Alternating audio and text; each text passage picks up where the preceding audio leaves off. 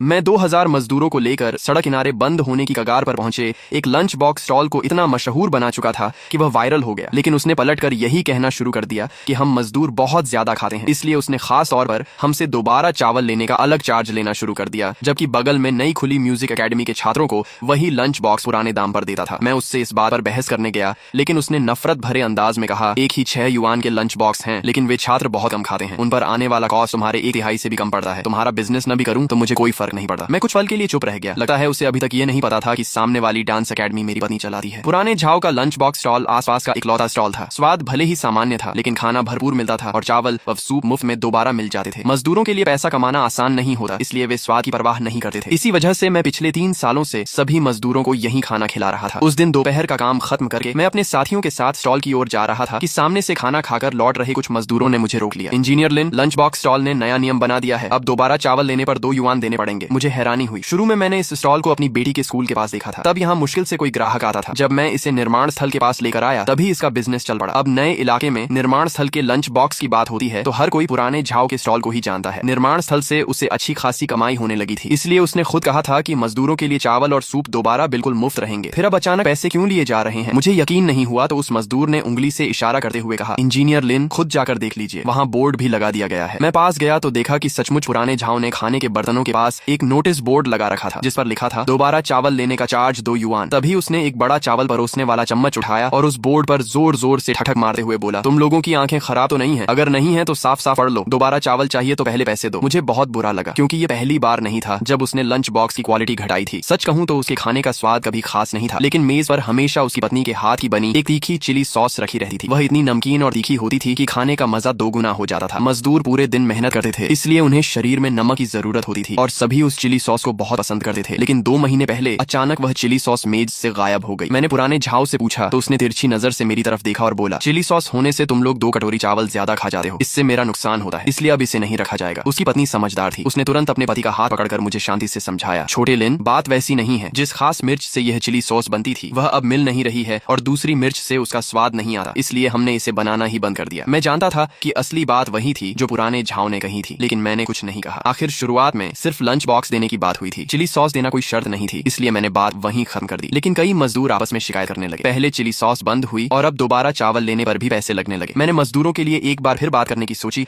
और अनजान बनकर पुराने झाव से पूछा, पुराने झाव, यह नियम तो बाहर से आने वाले ग्राहकों के लिए होगा ना? उसने तुरंत जवाब दिया, बकवास मत करो, यह नियम खास तुम्हारे निर्माण स्थल के मजदूरों के लिए ही है। अगर मैं कोई कदम नहीं उठाता तो तुम जैसे मेहनत मजदूरी करने वाले लोग मेरा पूरा लंच बॉक्स स्टॉल ही बंद करवा देते। उसकी यह बात सुनते ही मेरे साथ आए सभी मजदूरों का गुस्सा फूट पड़ा। मजदूर शियाओ लियू ने एक लंच बॉक्स उठाकर सीधे पुराने झाव के सामने खोल दिया और बोला, जरा खुद ही बताओ, तुम्हारे इस खाने से भला हम तुम्हारा बिजनेस कैसे बंद कर सकते हैं? देखो तो सही, पूरे लंच बॉक्स में सिर्फ 3 टुकड़े ब्रेस्ड पोर्क के हैं और वो भी पूरे के पूरे चर्बी वाले। पुराने झाव ने तुरंत जवाब दिया, क्या तुम अंधे हो? ये दुबला मांस नहीं दिख रहा? मैंने ध्यान से उन ब्रेस्ड पोर्क के टुकड़ों को देखा, उनमें दुबला मांस तो दूर, ठीक से सोया सॉस तक नहीं डाली गई थी। पूरा मांस सफेद सफेद दिख रहा था, जिसे देखकर ही भूख मर जाए। फिर उसने चावल दिखाते हुए कहा, और ये चावल देखो, पहले से आधे रह गए हैं। कहा था 6 युआन में एक नॉन वेज और 3 वेज डिशेज, लेकिन जरा सब्जियां देखो, उन 3 बड़े चर्बी वाले टुकड़ों के अलावा इसमें जरा भी मांस है क्या? मांस कम दिया तो भी चलो मान लिया, लेकिन सब्जियों के साथ भी ऐसा धोखा। ये हरी सब्जी पीली पड़ चुकी है, आलू के छिलके तक नहीं उतारे, बड़ी मिर्च को कम से कम काट तो देते, सब्जियां खराब हैं, ऊपर से अब नमक तक डालना बंद कर दिया है। इतना फीका खाना कोई कैसे खाए? शियाओ लियू बिल्कुल सच कह रहा था। जब पुराने झाव ने पहली बार हमारे निर्माण स्थल के लिए लंच बॉक्स बनाना शुरू किया था, तब वह जरा भी लापरवाही नहीं करता था। स्पाइसी चिकन में सिर्फ चिकन ही चिकन होता था, ग्रीन पेपर पोर्क में भरपूर मांस होता था, सब्जियां अच्छी तरह धोई जाती थी और तेल, नमक, सोया सॉस, सिरका, किसी चीज की कमी नहीं होती थी। लेकिन पिछले कुछ समय से उसने इतनी कॉस्ट कटिंग शुरू कर दी थी कि खाना खाने वालों की जुबान तक बेस्वाद हो गई थी। फिर भी पुराने झाव को जरा भी शर्म नहीं आई। उसने शियाओ लियू के हाथ से लंच बॉक्स छीन लिया और बोला, अगर पसंद नहीं है तो दफा हो जाओ। किसने तुमसे कहा था मेरा खाना खाने? कहते हो खाना फीका है, ये क्यों नहीं कहते कि तुम लोगों की आदत ही बहुत तेज मसाले खाने की है? जानते भी हो सिर्फ तुम्हारे लिए खाना बनाने में मेरे सीजनिंग पर कितना खर्च आता है। छोटे लिन, शुरू में तो तुम ही मुझे यहाँ लाए थे और अब तुम ही लोगों को मेरे खिलाफ भड़का रहे हो। तुम्हारा मतलब क्या है? कोई ऐसे भी करता है? मुझे उम्मीद नहीं थी कि वह उल्टा मुझ पर ही इल्जाम लगाएगा, लेकिन मैं उससे बहस नहीं करना चाहता था। अगर मैं उससे उलझ जाता तो मजदूर और वह आपस में मारपीट पर उतर आते। मैंने शांत होकर कहा, पुराने झाव, मैंने किसी मजदूर को तुम्हारे खिलाफ नहीं भड़काया, तुम्ही ने खाने का स्टैंडर्ड बहुत नीचे कर दिया है। शुरू में हमारी बात हुई थी कि 6 युआन में एक नॉन वेज, 3 वेज डिशेज और मुफ्त में दोबारा चावल मिलेगा। पहले तुम चिली सॉस देते थे, फिर बंद कर दी, हमने कुछ नहीं कहा। उसके बाद गाढ़ा सूप पतला हो गया, फिर सूप भी बंद कर दिया और आज तो मुफ्त में दोबारा चावल देना भी बंद कर दिया। क्या ये हमारी गलती है? तभी दूसरे मजदूर बोले, हाँ, तुमने लंच बॉक्स में खाना भी कम कर दिया है। हम सुबह भर मेहनत करते हैं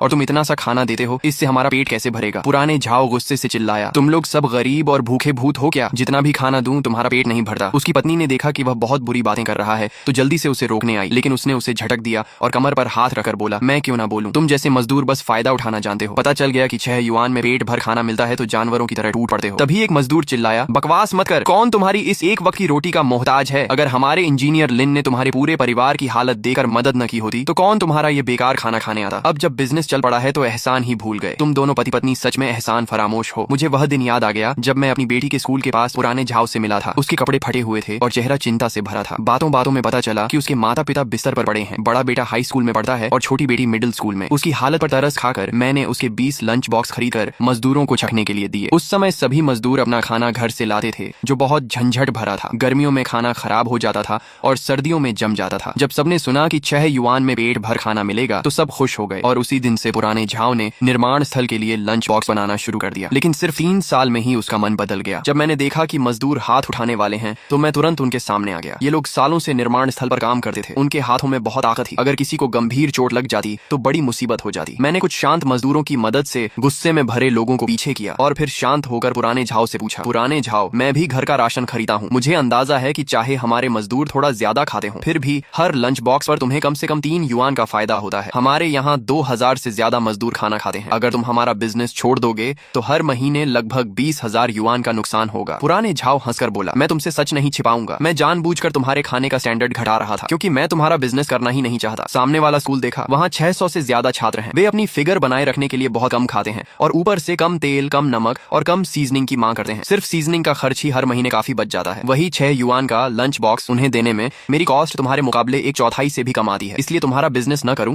तो भी मुझे कोई फर्क नहीं पड़ता। वैसे भी हमने कोई कॉन्ट्रैक्ट नहीं किया है। उसकी बात सही थी। लंच बॉक्स खाना पूरी तरह लोगों की अपनी मर्जी थी और हम उस पर भरोसा करते थे, इसलिए कभी कॉन्ट्रैक्ट नहीं किया। लेकिन सामने वाले स्कूल की तरफ देखकर मुझे मन ही मन हंसी आ गई क्योंकि वह डांस अकेडमी मेरी पत्नी की थी। स्कूल में अपना कैफेटेरिया बन चुका था, बस रेनोवेशन पूरा नहीं हुआ था, इसलिए फिलहाल छात्रों को बाहर खाना पड़ रहा था। कुछ बच्चे घर से खाना लाते थे और बाकी मजबूरी में पुराने झाव के यहाँ खाते थे। लेकिन कल ही मेरी पत्नी ने बताया था कि सिर्फ 1 हफ्ते बाद कैफेटेरिया शुरू हो जाएगा। ये सोचकर मैंने एक लंबी सांस ली और कहा, ठीक है पुराने झाव, अगर तुम हमारा बिजनेस नहीं करना चाहते तो आज के बाद हम कहीं और खाना खा लेंगे। ये सुनते ही उसकी पत्नी घबरा गई और मुझे रोकने लगी। वह अभी भी हमारी वजह से होने वाली कमाई छोड़ना नहीं चाहती थी, लेकिन पुराने झाव ने उसे डांटे हुए कहा, चुप रह बेवकूफ औरत, इस लड़के की बातों में मत आ। कई किलोमीटर तक सिर्फ हमारा ही लंच बॉक्स स्टॉल है। बाकी जो कुछ रेस्टोरेंट हैं वहाँ एक कटोरी साधारण नूडल्स भी 18 युआन की मिलती है। क्या तुम्हें लगता है ये मजदूर इतना महंगा खाना खाएंगे? आखिर में इन्हें फिर अपना खाना घर से लाना पड़ेगा और जब तंग आकर दोबारा मेरे पास आएंगे तब यह लंच बॉक्स 6 युआन का नहीं मिलेगा, कम से कम 18 युआन दूंगा। उसका घमंडी चेहरा देखकर मुझे घिन आने लगी। मैं बाकी मजदूरों को लेकर वहाँ से जाने लगा। तभी उसने पीछे से चिल्लाकर कहा, रुको, अभी तुमने इतना हंगामा किया कि सारे मजदूर चले गए। मैंने जो इतने सारे लंच बॉक्स तैयार किए हैं अब तुम्हें सब खरीदने होंगे। मैंने कहा, हम क्यों खरीदें, हमने तय कर लिया है कि अब यहाँ नहीं खाएंगे। वह बोला, लेकिन खाना तो मैं बना चुका हूँ, इसमें मेरा पैसा लगा है। मैंने शांत स्वर में कहा, पुराने झाव, अब तुम ही ज्यादा जबरदस्ती कर रहे हो। अभी थोड़ी देर पहले तुमने खुद कहा था कि हमारे बीच कोई कॉन्ट्रैक्ट नहीं है और तुम हमारा बिजनेस नहीं करना चाहते, फिर अब जबरदस्ती हमें ये लंच बॉक्स क्यों बेच रहे हो? पुराने झाव ने कहा, मैंने कहा था कि तुम्हारा बिजनेस नहीं करूंगा, लेकिन वह कल से होगा। आज का खाना तो मैं पहले ही तैयार कर चुका हूँ। तुम लोगों ने पहले से कोई सूचना भी नहीं दी। अब इतने सारे लंच बॉक्स बच गए हैं, उनका मैं क्या करूँ? मैंने कहा, ठीक है, पहले यह बताओ कि कुल कितने लंच बॉक्स बचे हैं। शियाओ लियू तुरंत बोला, इंजीनियर लिन, आप इसकी इस गंदी आदत को बढ़ावा मत दीजिए, ये साफ साफ हम लोगों को परेशान कर रहा है। शियाओ लियू सही कह रहा था। पिछले 3 सालों में पुराने झाव ने इतना पैसा कमाया था कि अब वह पहले वाला गरीब और डरा सहमा इंसान नहीं रहा था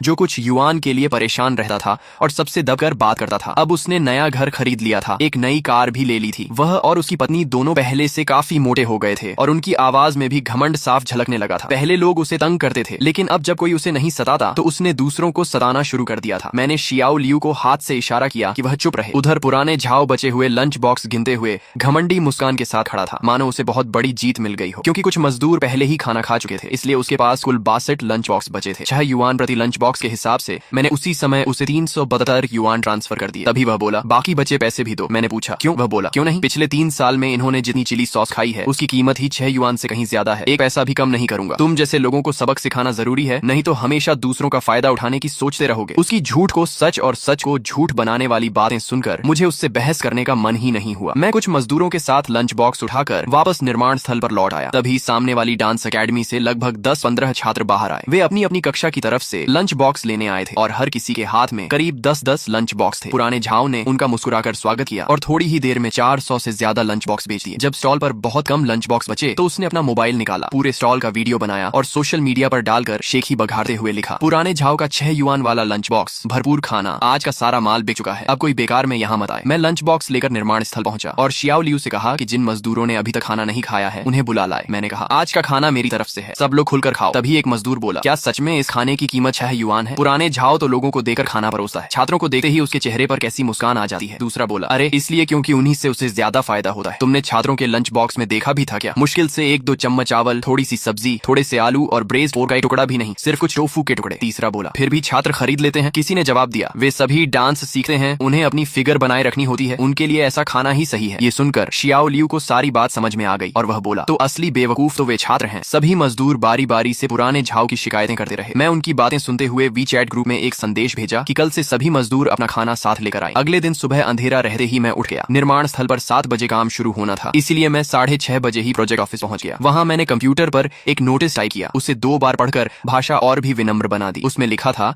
कि आज से निर्माण स्थल की तरफ से पुराने झाव के लंच बॉक्स नहीं मंगवाए जाएंगे। अब से सभी मजदूरों का दोपहर का खाना एक प्रोफेशनल केटरिंग कंपनी उपलब्ध कराएगी। ये कंपनी मैंने अचानक नहीं ढूंढी थी। पिछले महीने एक केटरिंग बिजनेस चलाने वाला मालिक निर्माण स्थल पर अपना पैम्फलेट देकर गया था। कल रात मैंने वही पैम्फलेट निकाल कर देखा और आज सुबह उसे मिलने बुला लिया। उसका उपनाम झो था। वह करीब 30-35 साल की महिला थी और पिछले 5 साल से निर्माण स्थलों पर ग्रुप केटरिंग का काम कर रही थी। उसके पास बिजनेस लाइसेंस भी था और फूड सेफ्टी लाइसेंस भी। मैंने उससे करीब आधे घंटे तक बात की। उसने कहा कि 7 युआन में एक लंच बॉक्स मिलेगा जिसमें 3 non veg dishes, 2 veg dishes और भरपेट चावल होंगे। हर दिन ठीक 11:30 बजे खाना निर्माण स्थल के मुख्य गेट पर पहुंचा दिया जाएगा। उसने हिसाब लगाकर कहा कि 7 युआन में मुनाफा बहुत कम रहेगा, लेकिन अगर रोज 2000 लंच बॉक्स का ऑर्डर मिले तो वह काम कर सकती है। मैंने कहा कि निर्माण स्थल हर लंच बॉक्स पर 1 युआन की सब्सिडी देगा। यह सुनते ही उसने बिना सोचे कहा, ठीक है, मैं कल से ही डिलीवरी शुरू कर दूंगी। उसके जाने के बाद मैंने निर्माण स्थल के ग्रुप में नया नोटिस भेज दिया। संदेश भेजते ही पूरा ग्रुप संदेशों से भर गया। सबसे पहले शियाओ लियू ने लिखा, इंजीनियर लिन, यह बदलाव बहुत पहले कर देना चाहिए था। उसके बाद लगातार संदेश आने लगे। कोई पुराने झाव को गालियां दे रहा था,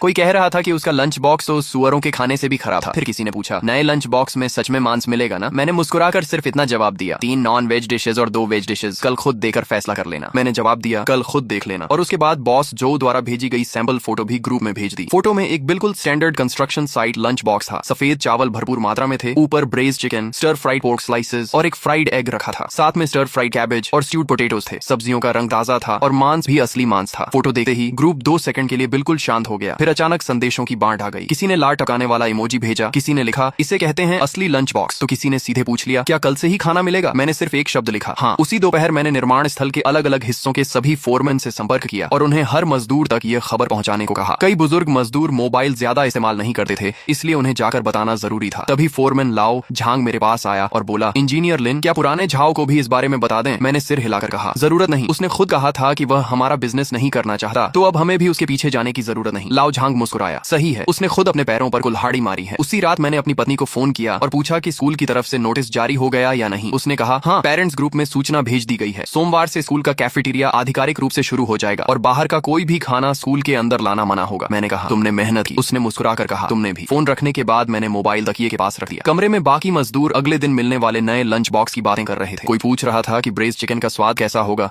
कोई पूछ रहा था कि उसमें मिर्च मिलेगी या नहीं। मैं उनकी बातों में शामिल नहीं हुआ। आंखें बंद की तो अचानक 3 साल पहले की याद सामने आ गई। पहली बार जब मैंने पुराने झाव को देखा था तब वह मेरी बेटी के स्कूल के बाहर बैठा था। उसके सामने मुश्किल से 10-15 लंच बॉक्स रखे थे और उनके ऊपर मक्खियां भिन-भिना रही थीं। उसने धुल धुल कर फीकी पड़ चुकी धूसर टी-शर्ट पहन रखी थी जिसकी बाहें तक घिस चुकी थीं। जब मैं उसके पास से गुजरा तो उसने डरते डरते मेरी तरफ देखा, मानो उसे डर हो कि कहीं मैं यह न कह दूं कि वह रास्ता रोक रहा है। उसी समय मुझे उसकी हालत पर दया आई थी और मैंने उससे 20 लंच बॉक्स खरीद लिए थे। आज भी मुझे उनका स्वाद याद है। चावल बिल्कुल ताजा पके हुए थे। खाना भले साधारण था लेकिन तेल और नमक भरपूर था। ब्रेज पोर्क में असली मांस था जिसमें चर्बी और मांस दोनों बराबर थे। स्पाइसी चिकन में मिर्च से ज्यादा चिकन था। मजदूरों ने खाना खाकर मेरी बहुत तारीफ की और पूछा कि यह कहां से खरीदा है, क्या आगे भी मिलेगा। बस उसी दिन से पुराने झाव का लंच बॉक्स स्टॉल निर्माण स्थल के पास आ गया। 3 साल में उसका बिजनेस 10-15 लंच बॉक्स से बढ़कर रोज 2000 लंच बॉक्स तक पहुंच गया। सड़क किनारे मक्खियों से घिरे बैठने वाले आदमी ने नया घर खरीद लिया, नई कार खरीद ली। लेकिन इंसान जब अपनी शुरुआत और अपने एहसान भूल जाता है तब उससे ज्यादा खतरनाक कुछ नहीं होता। मैंने करवट बदली और सो गया। मुझे पता था कि अगले दिन दोपहर तक पुराने झाव को सब समझ में आ जाएगा। सोमवार को ठीक 11:15 पर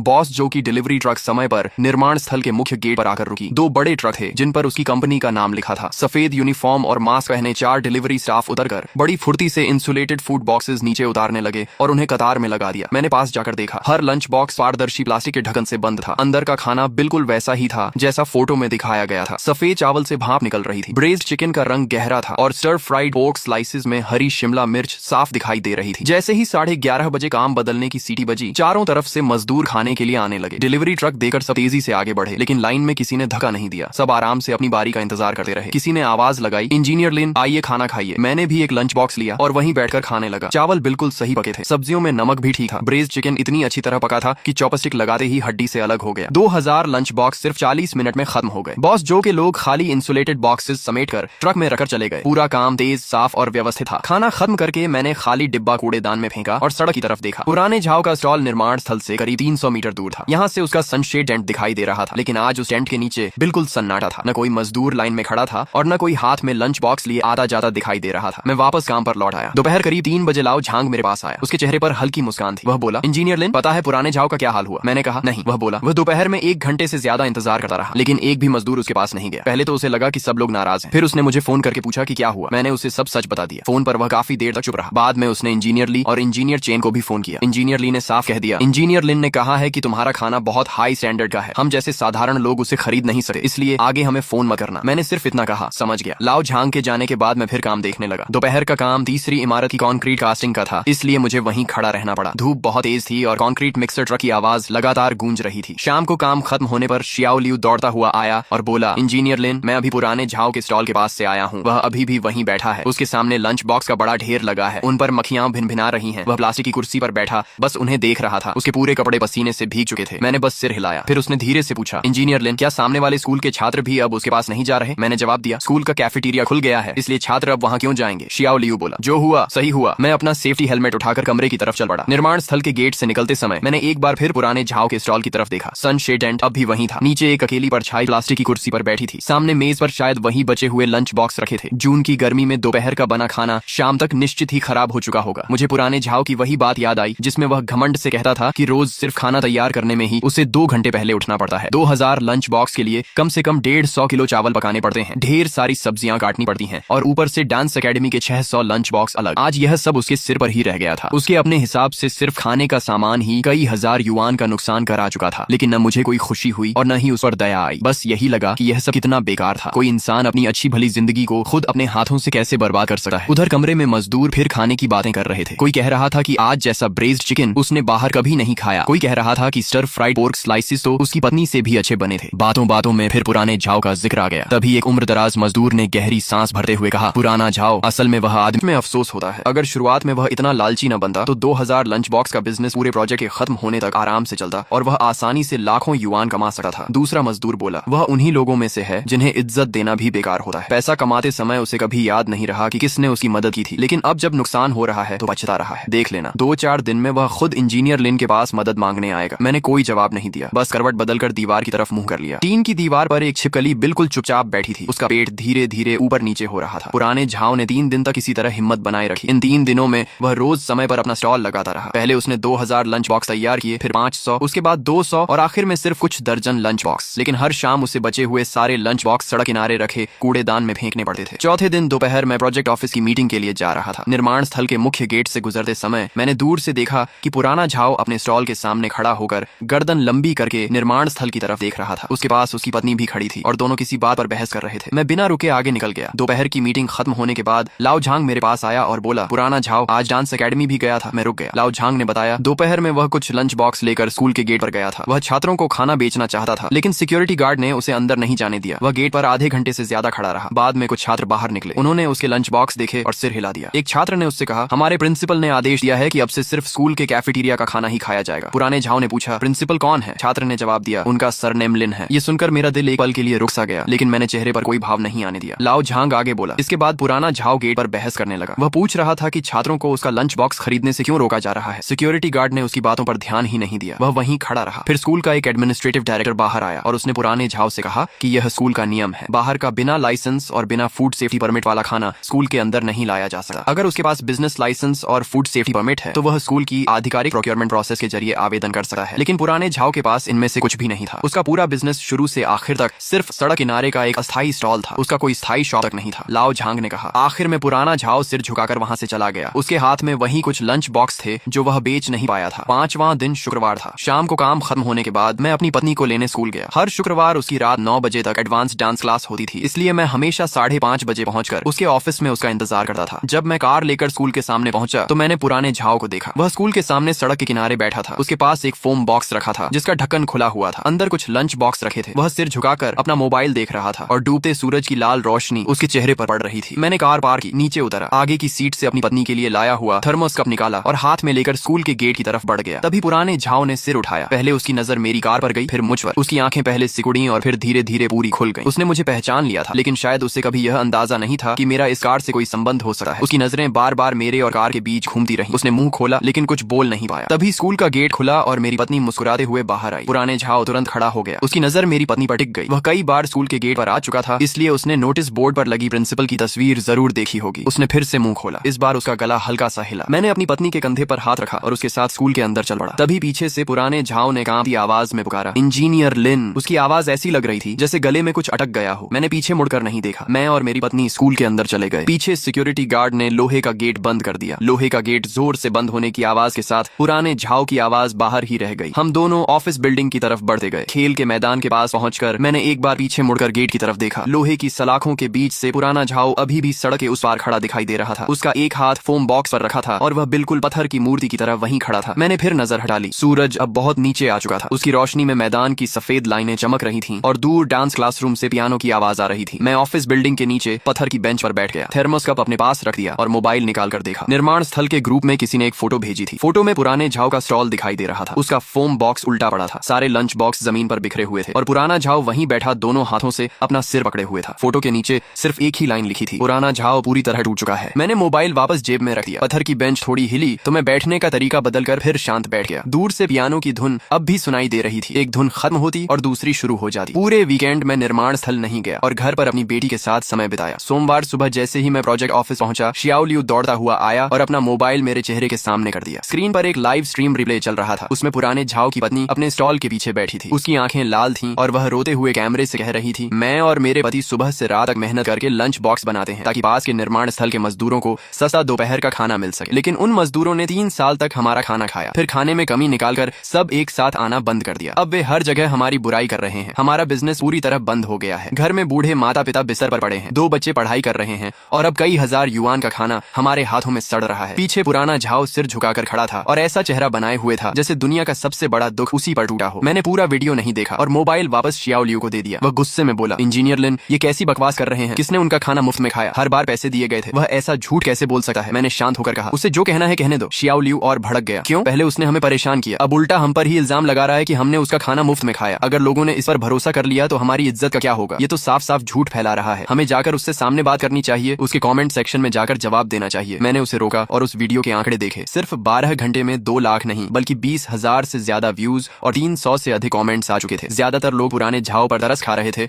और मजदूरों को एहसान फरामोश कह रहे थे। कोई लिख रहा था, ये मजदूर ऐसे ही होते हैं, सस्ता खाना दो तो भी शुक्रगुजार नहीं होते। कोई कह रहा था, बिजनेस में सबसे बड़ा खतरा ऐसे गरीब और लालची ग्राहकों से होता है। हर कमेंट आंखों में चुभ रहा था। शियाओ लियू गुस्से से कांपने लगा। उसकी गर्दन की नसें तक उभर आईं। उसने कहा, इंजीनियर लिन, अब और नहीं सहेंगे। उस दिन आपने लंच बॉक्स का जो वीडियो बनाया था, क्या वह अभी भी है? मैंने कहा, हाँ, सब संभाल कर रखा है। मैंने उससे कहा, उस दिन का लंच बॉक्स वीडियो, सारे ट्रांसफर रिकॉर्ड्स, स्क्रीनशॉट और बाकी सबूत इकट्ठा करके उसी वीडियो के कमेंट सेक्शन में डाल दो। किसी को गाली मत देना, बस सच सामने रख देना। शियाओ लियू ने तुरंत मोबाइल निकाल लिया। दोपहर के खाने के समय उसने सारे सबूत पोस्ट कर दिए। उस सफेद ब्रेज़्ड पोर्क वाले लंच बॉक्स की फोटो जिसमें तीनों टुकड़े सिर्फ चर्बी के थे और सोया सॉस तक नहीं थी, आधा कटोरा चावल, 2 युआन में दोबारा चावल देने वाला नोटिस बोर्ड, 3 साल के सारे ट्रांसफर स्क्रीनशॉट और आखिरी दिन मेरे द्वारा भेजे गए 806 युआन का ट्रांसफर रिकॉर्ड भी। साथ में उसने सिर्फ एक छोटी सी लाइन लिखी, हर दिन 6 युआन, हर बार समय पर पूरा भुगतान। 3 साल में कुल 14 लाख नहीं बल्कि 14,000 से अधिक नहीं, 140,000 से अधिक युआन ट्रांसफर किए। हम जैसे साधारण लोग खाना नहीं बल्कि एहसान भूल चुके लोगों का जमीर नहीं खरीद सकते। दोपहर करीब 3 बजे जब मैंने फिर वही वीडियो खोला तो पूरा कमेंट सेक्शन बदल चुका था। शियाओ लियू की कमेंट सबसे ऊपर पहुंच चुकी थी और उसके नीचे हजारों जवाब आ चुके थे। किसी ने पुराने झाओ का वही पुराना वीडियो निकाल लिया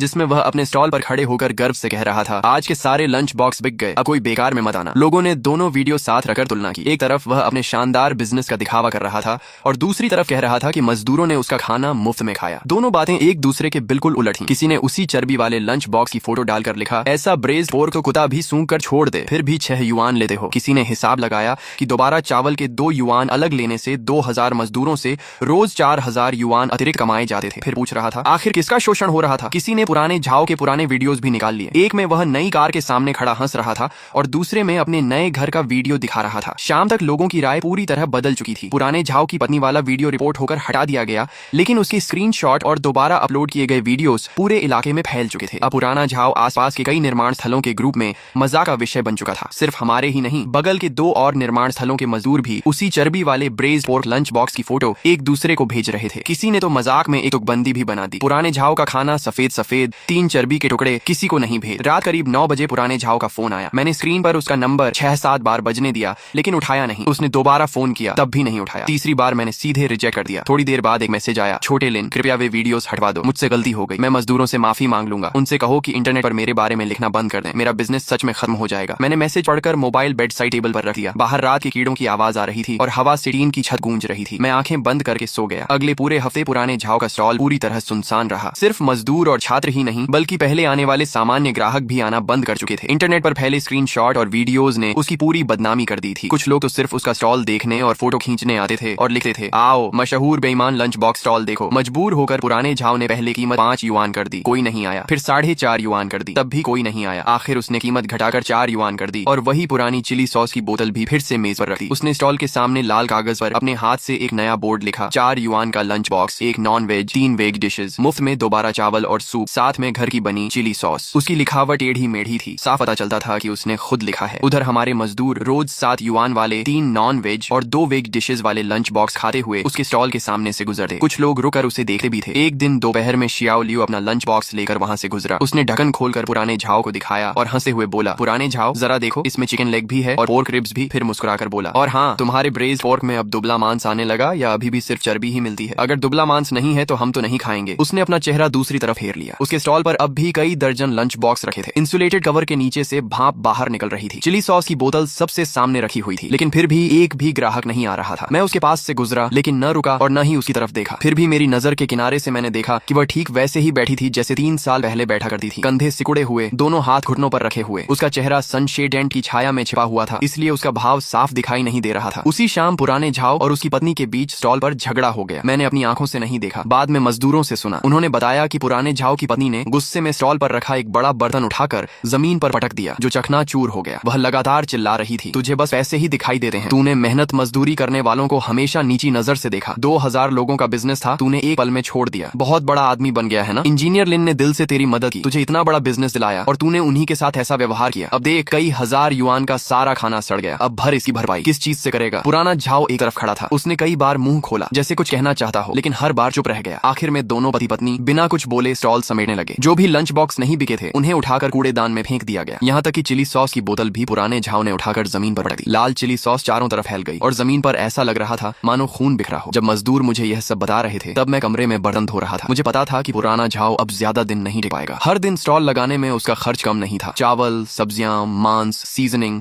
गैस और सामान ढोने वाली 3 पहियों की गाड़ी का फ्यूल, सब में पैसा लगता था। पहले जब वह 2000 से ज्यादा लंच बॉक्स बेचता था तो यह खर्च आसानी से निकल जाता था, लेकिन अब पूरे दिन में मुश्किल से कुछ लंच बॉक्स बिकते थे। हर बार स्टॉल लगाने का मतलब सिर्फ नुकसान था। सबसे बड़ी मुसीबत ये थी कि उसने घर और कार दोनों लोन पर खरीदे थे। हर महीने की EMI उसके बिजनेस के खराब होने से बंद नहीं होने वाली थी। मुझे उसकी हालत देखकर खुशी नहीं हो रही थी। सच कहूं तो दिल के किसी कोने में भारीपन था। 3 साल पहले जब मैंने उसकी मदद की थी, तब वह पूरी तरह सच्चे मन से की थी। मैं उसके परिवार की हालत जानता था। बूढ़े माता पिता बिस्तर पर थे, बच्चे पढ़ रहे थे और पूरे परिवार का बोझ उसी के कंधों पर था। उस समय मुझे लगा था कि वह मेहनती और ईमानदार इंसान है। जिंदगी मुश्किल जरूर है, लेकिन वह मेहनत से आगे बढ़ना चाहता है। मुझे कभी नहीं लगा था कि पैसा किसी इंसान को इतना बदल सकता है, या शायद पैसे ने उसे बदला ही नहीं बल्कि उसका असली चेहरा सामने ला दिया। अगर कोई इंसान दिल से ही तुम्हें नीचा समझता है तो गरीबी में वह बस अपनी भावना दबाकर रखता है, लेकिन जैसे ही पैसा आ जाता है वह खुद को रोक नहीं पाता। इसका पैसे से कोई संबंध नहीं होता, यह उसके असली स्वभाव का सवाल होता है। कुछ ही समय बाद पुराने झाओ ने एक और बहुत बड़ी बेवकूफी कर दी। उसका स्टॉल लगभग आधे महीने तक सुनसान पड़ा रहा। इन 15 दिनों में वह कभी स्टॉल लगाता, कभी नहीं। मुझे नहीं पता कि वह कहीं और भी लंच बॉक्स बेच रहा था या नहीं, लेकिन उसके चेहरे पर हर दिन बढ़ती थकान और मायूसी देखकर साफ समझ में आता था कि उसकी हालत अच्छी नहीं थी। असली घटना एक बुधवार को हुई। उस दिन दोपहर में निर्माण स्थल के पास वाली एक छोटी सुपरमार्केट की मालकिन मेरे पास आई। उसने बताया कि सुबह उसने पुराने झाओ के 2 लंच बॉक्स खरीदे थे और नाश्ते में खाए थे, लेकिन दोपहर होते होते उसे तेज दस्त शुरू हो गए। मैंने पूछा, हालत ज्यादा खराब है क्या? उसने कहा, मैं क्लिनिक गई थी, वहाँ IV ड्रिप लगवाई। डॉक्टर ने कहा कि गंदा खाना खाने की वजह से एक्यूट गैस्ट्रोएंटेराइटिस हो गया है। मैंने कहा, फिर पुराने झाओ के पास जाओ। उसने सिर हिलाकर कहा, उसने तो स्टॉल ही हटा लिया है, अब वह कहीं दिखाई नहीं देता। इसके बाद मुझे लगातार 2-3 और लोगों के बारे में भी पता चला जिन्होंने पुराने झाव के लंच बॉक्स खाए थे और उनकी तबीयत भी बिगड़ गई थी। वे सभी आसपास के सामान्य ग्राहक थे, निर्माण स्थल के मजदूर नहीं। सभी को लगभग एक जैसे लक्षण हुए थे, उल्टी, दस्त और पेट खराब। लोग कहने लगे कि शायद पुराने झाव ने एक्सपायर्ड इंग्रेडिएंट्स इस्तेमाल किए थे क्योंकि उसका लंच बॉक्स बिक नहीं रहा था और कुछ दिनों तक यह बात चलती रही। किसी ने पुलिस में शिकायत की या नहीं मुझे नहीं पता, लेकिन पुराने झाव के स्टॉल के पास वाली दुकान के मालिक सीधे उसके पास पहुंच गए। उस मकान मालिक का सरनेम ली था, सब उसे बॉस ली कहते थे। पुराने झाव का स्टॉल भले ही खुले में लगता था, लेकिन जिस जगह पर वह स्टॉल लगाता था और जहां से पानी बिजली लेता था वह जगह बॉस ली से किराए पर ली हुई थी। बॉस ली बड़ा चालाक आदमी था। जैसे ही उसे पता चला कि पुराने झाव के लंच बॉक्स खाकर कुछ लोग बीमार पड़ गए हैं, उसी दोपहर वह लोगों को लेकर स्टॉल खाली करवाने पहुंच गया। पुराना झाव जाने को तैयार नहीं था। बॉस ली उसके सामने खड़ा हुआ और हाथ में रेंटल कॉन्ट्रैक्ट लेकर बोला, पुराने झाव खुद पढ़ ले। कॉन्ट्रैक्ट की 8वीं धारा में साफ लिखा है कि किराएदार किसी भी तरह का गैर कानूनी या नियमों के खिलाफ बिजनेस नहीं करेगा। तेरे पास कोई लाइसेंस नहीं है और अब तेरे खाने से लोग बीमार भी हो गए हैं। मैं अब यह जगह तुझे किराए पर नहीं दे सकता। पुराना झाव गिड़गिड़ाकर बोला, भाई ली, मुझे कुछ दिन और दे दो, मैं तुरंत सारे लाइसेंस बनवा लूंगा। बॉस ली ने सिर हिलाया, मामला सिर्फ लाइसेंस का नहीं है, तेरी बदनामी हो चुकी है। तू यहाँ स्टॉल लगाएगा तो मेरे दूसरे किराएदारों का बिजनेस भी खराब होगा। बगल में जो नई मिल्क टी शॉप खुलने वाली थी उसने भी तेरी वजह से यहाँ दुकान खोलने से मना कर दिया है। पुराने झाव ने धीरे से पूछा, तो पेनल्टी कितनी लगेगी? बॉस ली बोला, कॉन्ट्रैक्ट में अभी 8 महीने बाकी है, हर महीने 1500 युआन किराया है, 2 महीने का बकाया किराया और पेनल्टी मिलाकर कुल 14,000 युआन देने होंगे। ये सुनते ही पुराने झाव का चेहरा एकदम सफेद पड़ गया। उसने मुंह खोला जैसे कुछ कहना चाहता हो, लेकिन उसकी पत्नी ने पीछे से उसका कपड़ा पकड़ लिया। आखिर उसने मेज छोड़ दी। दोनों पति पत्नी चुपचाप अपना सामान समेटने लगे। सारे बर्तन, भगोने और सामान 3 पहियों वाली गाड़ी पर लाद दिए। 4 युआन वाले लंच बॉक्स का लाल कागज वाला बोर्ड हवा से उड़कर नीचे गिर गया। पुराना झाव झुकर उसे उठाने लगा। 2 पल तक उसे घूरता रहा और फिर बिना कुछ बोले गाड़ी में रख दिया। ये सब भी मुझे बाद में शियाओ लियू ने बताया। वह उस दिन टहलते हुए वहीं से गुजरा था। 3 दिन बाद पुराना झाव हमारे निर्माण स्थल पर आया। सही कहूं तो वह निर्माण स्थल के मुख्य गेट के बाहर बैठा मेरा इंतजार कर रहा था। उस दिन मैं सुबह से तीसरी इमारत की छत पर कंक्रीट पोरिंग का काम देख रहा था और दोपहर में नीचे उतरा। जैसे ही गेट के पास पहुंचा मैंने देखा कि चौकीदार के कमरे के पास की सीढ़ियों पर एक आदमी बैठा है। उसका हाल बिल्कुल वैसा ही था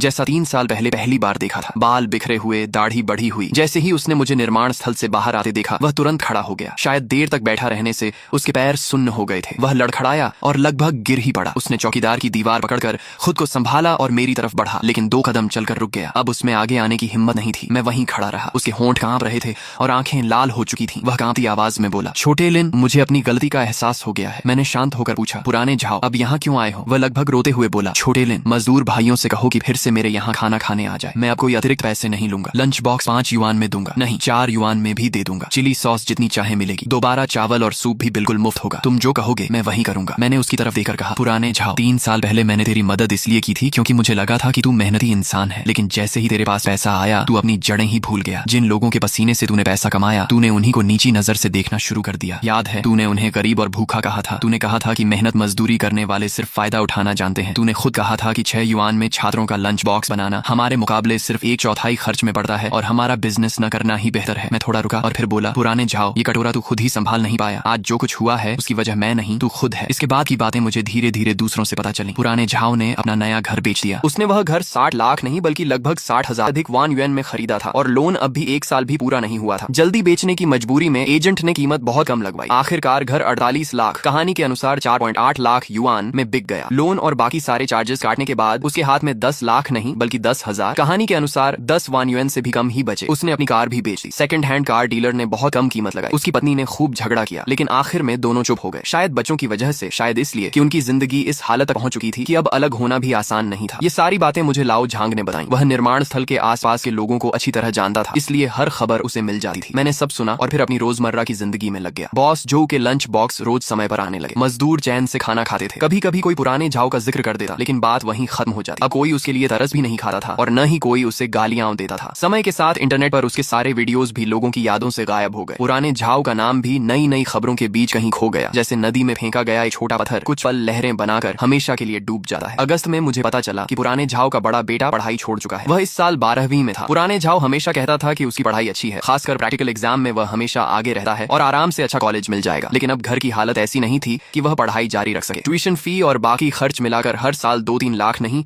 बल्कि 2-3 वान युएन लगते थे और पुराना झाव अब वह पैसा नहीं जुटा सकता था। उसका नाम झाव लेई था। उम्र 18 साल। कद बहुत ऊंचा नहीं था लेकिन शरीर मजबूत था। मैंने उसे पहली बार तब देखा जब निर्माण स्थल पर अस्थायी मजदूरों की भर्ती हो रही थी। सितंबर की शुरुआत थी और मौसम अब भी गर्म था। मैं प्रोजेक्ट डिपार्टमेंट के बाहर सामान आने की सूची देख रहा था। तभी शियाओ लियू एक लड़के को लेकर आया। मैंने सिर उठाकर देखा। एक दुबला पतला जवान लड़का उसके पीछे खड़ा था। धूप से उसका रंग थोड़ा सांवला पड़ गया था, लेकिन साफ दिख रहा था कि असल असल में उसका रंग गोरा है। उसने पुरानी स्पोर्ट्स जैकेट पहन रखी थी और उसकी पैंट के घुटने पर बड़ा सा चीरा था। उसने अपनी आईडी कार्ड मेरे सामने बढ़ाई। मैंने लेकर देखा, नाम झावले, जन्म वर्ष 2006। उसी पल मुझे सब समझ में आ गया। वह धीरे से बोला, मैं कोई भी काम कर लूंगा, ईंट उठाना हो या सीमेंट ढोना, सब कर लूंगा। मैंने कहा, मुझे पता है कि तुम्हारा पिता कौन है। उसने तुरंत सिर झुकाकर जवाब दिया, मेरे पिता की गलती उनकी है, मैं सिर्फ काम करना चाहता हूँ। मैंने पूछा, निर्माण स्थल का काम बहुत कठिन होता है, पहले कभी किया है? वह अपने कपड़ों का किनारा मरोड़ रहा था। उसकी उंगलियों के जोड़ बहुत खुरदरे थे, वे किसी छात्र के हाथ नहीं लगते थे। मुझे याद आया कि जब पुराना झाओ अच्छा इंसान था, तब यही लड़का छुट्टियों में उसके साथ काम करता था, सब्जियां ढोता था, मांस काटता था